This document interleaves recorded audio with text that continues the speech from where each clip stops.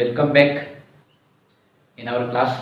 Okay, तो बच्चों आज हमें पढ़ना है स्ट्रक्चर ऑफ एटम। ओके, तो स्ट्रक्चर ऑफ एटम सबको पता है, एटम का स्ट्रक्चर के बारे में हमें स्टडी करना है।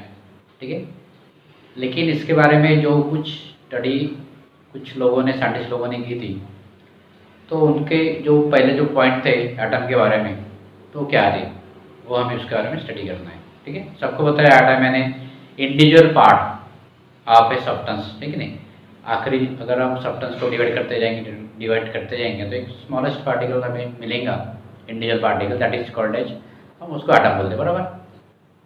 लेकिन अभी यहाँ पे जो एक scientist Rutherford, okay, Ernest Rutherford, तो अर्नेस्ट रुदरफोर्ड ने सबसे पहले एटम की थ्योरी लिखी थी। उसमें से बहुत सारे उसके आधे पॉइंट जो है वो सही निकले। ठीक है, और कुछ उसके ड्रॉबैक्स भी है, कुछ खामियां भी है, उसको भी हम देखेंगे। ठीक है, तो रुदरफोर्ड जो है, तो ये साइंटिस्ट का नाम मैं यहाँ पे लिखता हूँ, नाम है उसका वाला अर्नेस्ट रुदरफोर्ड। ये नाम आपने पहले भी वो स्टैंडर्ड में यानी कि 9th 10th इस प्रकार के इसमें देखा है, लेकिन this theory is very important to study 11th and 12th। तो एटम के बारे में इसने जो जानकारी दी, तो इसने जो एक एक्सपेरिमेंट बनाया था, तो एक्सपेरिमेंट को ही बोलते हैं रुदरफोर्ड एटॉमिक मॉडल। ओके, तो ये मॉडल में उसने क्या किया था, तो उसने सबसे पहले एक लीड बॉक्स लिया था, जैसे आप यहाँ इस प्रकार से मैं यहाँ पे निकलता हूँ, तो ये हो गया एक लीड बॉक्स। उसको उसने एक छेद गिराया पे या उसको गया, जिसमें यहाँ पे उन्होंने रखा रेडियो एक्टिव एलिमेंट्स। तो स्टडी करने के लिए उसने अल्फा रेज का यूज किया था, अल्फा रेज। ओके, तो एक अल्फा रेज निकालने वाला रेडियो एक्टिव सब्सटेंस जो कि रेज निकालता है। ठीक है, तो रेडियो एक्टिव सब्सटेंस यहाँ पे उन्होंने रखा और यहाँ पे एक गैप रखी और ये पूरा लीड बॉक्स है, लीड से बना हुआ। तो इसमें से जो रेज निकलेंगे इधर उधर, तो लीड जो है एब्जॉर्ब करता है रेडियो एक्टिव रेज। ओके, और जहाँ से गैप है वहाँ से वो सीधे निकल जाएंगे। ठीक है, तो फिर उन्होंने क्या किया कि ये जो रेज निकले, तो उसका स्टडी करने के लिए उन्होंने एक गोल्ड फॉइल ली। ओके, ये जो इन्होंने ऐसा गोल्ड फाइल पे उसने ये रेज छोड़े। ओके, और उसके अराउंड में जैसे अभी एक ऐसा वाल रखा बराबर से, और यहाँ पे भी रेज जाने के लिए इस वाल के अंदर भी एक गैप रखी है, जैसे भी इस प्रकार से। और यहाँ पे एक जिससे एनी जनरल वॉल, और ये वॉल पे एक डिटेक्टर रखा जो जिसे बोलते हैं गीगर काउंटर।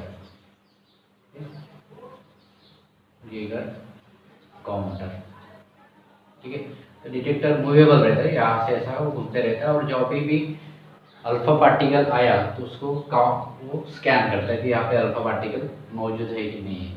ओके, तो यहाँ पे जब गोल्ड फॉइल यानी उसकी थिकनेस वेरी स्मॉल रहती है, नियर अबाउट 100 थिकनेस जो है उसको नैनोमीटर। ओके, बहुत ही छोटी यानी मिलीमीटर से भी बहुत कम। ठीक है, तो इस प्रकार से बहुत ही इतनी पतली रहती है फॉइल कि जिससे आप आर पार भी देख सकते हैं। ओके, तो ये फॉइल के एटम से जब ये छोड़े, तो उनको एक्सपेरिमेंट में पता चला कि करीब 99.84% रेज जो है, जितने भी रेज निकले, तो 99.84% रेज जो है वो सीधे निकल जाते हैं, और कुछ हल्का सा यानी डिप्लेट हो जाएंगे, यानी बहुत सारे तो स्टेडी निकलेंगे और हल्के से डिप्लेट होने वाले ये रीजन में जो है वो 99.84। ठीक है, बचा हुआ फिर 0 जो भी आएगा या फिर जो भी है आगे देखेंगे। इसमें से कुछ रेज जो है तो 90 डिग्री से डिप्लेट होते हैं, कितने 90 डिग्री से। तो 90 डिग्री से डिफ्लेक्ट होने वाले जो रेज है वो रहते हैं 8000 में से एक, यानी 8000 अगर रेज निकलेंगे तो एक रेज उनमें से 90 डिग्री से डिफ्लेक्ट होगा और बहुत ही कम very very small part of this rays are rebound यानी बैक आने वाले ने फिर बैक आएंगे। इसमें जो बैक आने वाले जो रेज है ये रेज इधर में जाएंगे, दिस इज लाइक दिस। तो इस पर जो बैक वाले यानी 180 डिग्री से रिबाउंड होने वाले ओके वो रहते हैं 20,000 अगर रेज हम छोड़ते तो उसमें से एक यानी 20,000 रेज अगर छोड़ते तो उसमें से एक रेज जो रिबाउंड होगा। तो ये प्रोपोर्शन में ठीक है part of this rays are rebounded 1/8000 part of this range is 90 degree and almost maximum range 98.84 are passing straight or deflected by very small deflection takes place within them okay।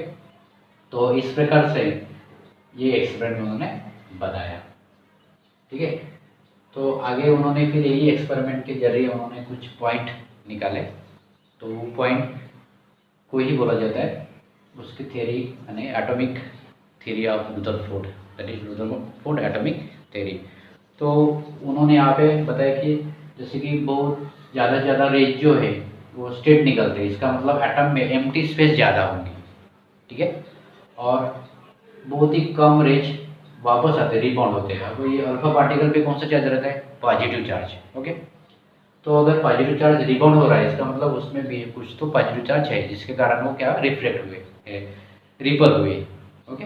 Positive charge उसको मिला इसके कारण ripple हुए यानी वो charge होता है बाद में उन्होंने न्यूक्लियस जिसके बारे में फाइंड आउट हुआ। तो जैसे कि जे थॉमसन की जो थ्योरी थी उन्होंने प्लम पडिंग मॉडल जो बनाया था नहीं उन्होंने बताया था कि जैसे कि कोई जो एटम है वो एक पॉजिटिव चार्ज से पूरा रीजन है पॉजिटिव चार्ज का रीजन है और उसमें इलेक्ट्रॉन से नेगेटिव चार्ज आर एम्ब्लेंडेड यानी फैले हुए नेगेटिव चार्ज उसमें फैले हुए यानी केक जैसा ठीक है इस प्रकार से। तो इस प्रकार से अगर रहता पूरा जो एटम जो है पूरा पॉजिटिव चार्ज रहता तो सभी के सभी रेज या फिर मैक्सिमम रेज क्या होते हैं रिबाउंड होते हैं जाने के बाद बराबर है क्योंकि alpha particle also positive and positive charge भी अगर एटम पे पॉजिटिव चार्ज है मतलब वो क्या होंगे रिपल होंगे। लेकिन ऐसा नहीं हुआ बहुत ही कम रेज क्या हुए अल्फा पार्टिकल जो रेज है वो क्या हुए रिबाउंड हुए बहुत ही कम और ज़्यादा से ज़्यादा पास हुए मतलब एम्प्टी स्पेस ज़्यादा है एटम में क्या एम्प्टी स्पेस ज़्यादा है ऐसा उन्होंने प्रूफ हुआ इनके इसमें रुदरफोर्ड के एक्सपेरिमेंट में थ्योरी में ओके। और जो पॉजिटिव चार्ज है वो वेरी स्मॉल है बहुत ही कम है। तो वही उन्होंने बताया कि जो पॉजिटिव चार्ज जो है वेरी स्मॉल साइज में और सेंटर में रहता है सेंटर में उसको उसकी जगह रहती है ओके और बहुत ही कम जगह वो लेता है ऐसा उसने कहा। और उसी चार्ज को बोलते हुए आप उसी पार्टिकल को बोलेंगे जो पॉजिटिव चार्ज पार्टिकल है सेंटर में रहेगा और वेरी स्मॉल स्पेस ऑक्युपाइज करेगा तो उसको उन्होंने नाम दिया या समझा उसने कि न्यूक्लियस ठीक है उसको नाम दिया उन्होंने न्यूक्लियस। बाद में दूसरा पॉइंट ये है उसका कि इलेक्ट्रॉन जो है जो नेगेटिव चार्ज जो है यानी एम्प्टी स्पेस उसमें ज़्यादा है और वेरी स्मॉल पॉजिटिव चार्ज उसमें सेंटर में ये पहला पॉइंट में हो गया। दूसरे पॉइंट में उन्होंने बताया कि इलेक्ट्रॉन जो है वो रिवॉल्व अराउंड द न्यूक्लियस ठीक है लाइक ए सोलर सिस्टम ठीक है सोलर सिस्टम यानी न्यूक्लियस एज ए फिर वहाँ पे सन रहेगा और इलेक्ट्रॉन्स एज ए वो अपना प्लैनेट जो रहेंगे वो ठीक है। तो इस प्रकार से सोलर सिस्टम की तरह ये सिस्टम उसका रहता है किसका न्यूक्लियस अपना एटम का इसका एटम का ओके। तो इस प्रकार सेकंड पॉइंट हो गया। थर्ड पॉइंट में उन्होंने ये बताया कि जो एटम में जो है न्यूक्लियस और इलेक्ट्रॉन्स आर होल्ड टुगेदर ठीक है are held together in the atom by some force that force is electromagnetic force ठीक है। Electrons and this nucleus are held together in a atom by electromagnetic force electrostatic force not magnetic electrostatic force means negative और positive charge के कारण जो force create होता है that is called electrostatic force के कारण ठीक है न्यूक्लियस और electron held together in the atom. तो ये उसके वाले पॉइंट है।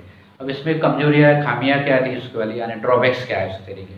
तो उन्होंने बताया ड्रॉबैक्स में जो है तो इलेक्ट्रॉन जो है वो यहाँ पे रेडिएट घूमते रहते हैं ठीक है रिवॉल्व होते हैं। तो during this revolution of this electrons उन्होंने बताया कि वो एनर्जी रेडिएट करते हैं, यानी इलेक्ट्रोमैग्नेटिक रेडिएशन छोड़ते हैं कंटिन्यूसली, दैट इज वो इलेक्ट्रॉन की एनर्जी भी क्या होंगी, लॉस होंगी।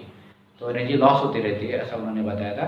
अगर कोई इलेक्ट्रॉन जैसे कि अभी ये न्यूक्लियस के अराउंड में ऐसा घूमता है, तो फिर घूमता है तो क्या उसकी एनर्जी, अगर यहाँ पे घूम रहा है तो उसकी एनर्जी कम होगी, तो फिर वो क्या होगा, वो ज़्यादा दूर से नहीं घूमेगा, कम घूमेगा, और एनर्जी कम होगी तो फिर वो कम आएंगे, पास में आएंगे। यानी एनर्जी अगर लॉस होती है इलेक्ट्रॉन की, तो क्या होगा, वो स्पाइरल पाथ फॉलो करेंगे, यानी पर्टिकुलर उसका ऑर्बिट नहीं रहेगा, वो स्पाइरल पाथ होगा और सडनली वो स्ट्राइक का मतलब न्यूक्लियस पे वो स्ट्राइक करेंगे। अगर न्यूक्लियस पे स्ट्राइक करेंगे तो न्यूक्लियस क्या होगा, ब्रेक हो सकता है, ठीक है।